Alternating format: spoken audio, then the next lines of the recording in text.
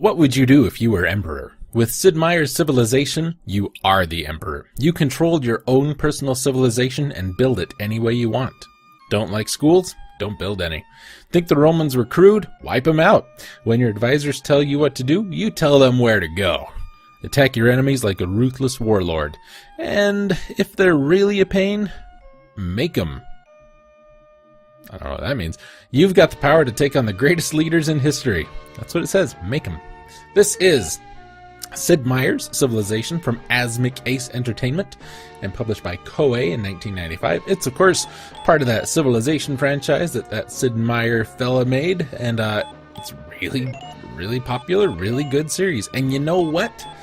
This is, I think, an excellent port. I have played the DOS version and this version, and I mean, I don't know if you're going to get much closer. This was available on other platforms, Windows, Macintosh, Amiga, the Atari ST, the Saturn, the PlayStation, and the N-Gage.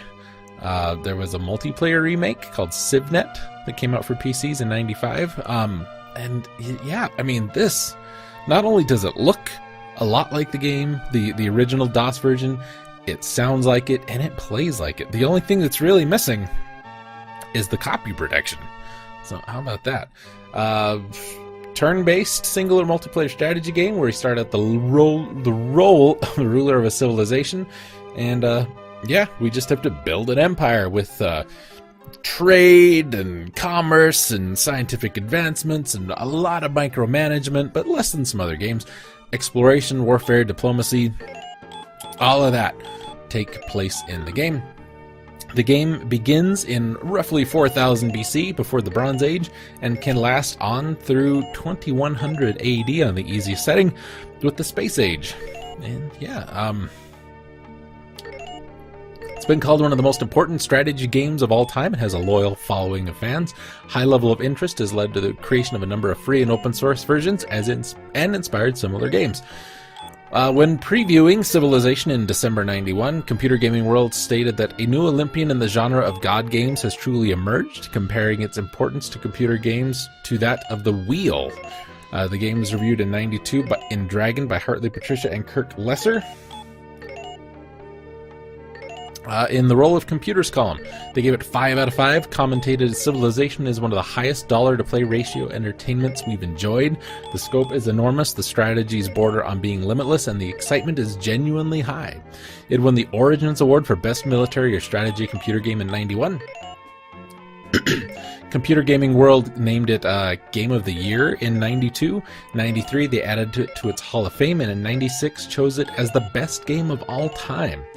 A critic for Next Generation judged the SNES version to be very disappointing with a cumbersome menu system, an unintuitive button configuration, and ugly scaled-down graphics. He gave it a positive recommendation to the strong gameplay and strategy of the original. If you've never taken a crack at it before, be prepared to lose hours, even days, trying to conquer those pesky barbarians. Sir Garnabus of GamePro, in contrast, was pleased with the Super NES's interface, said the graphics and audio are above that of the typical strategy game. He also said the game stood out among the Super NES's generally action-oriented library. Now, take a look, go and look up Civilization 1, the DOS version, and compare the visuals, and I think, I mean, I think they're pretty on par. There are things that work a little better, of course, on the DOS version, like being able to use mouse, etc., which makes the menus a little easier to navigate. But honestly, it is not difficult to do, I don't think. Game Informer gave it an 8.5 out of 10, and Next Generation gave it a 4 out of 5.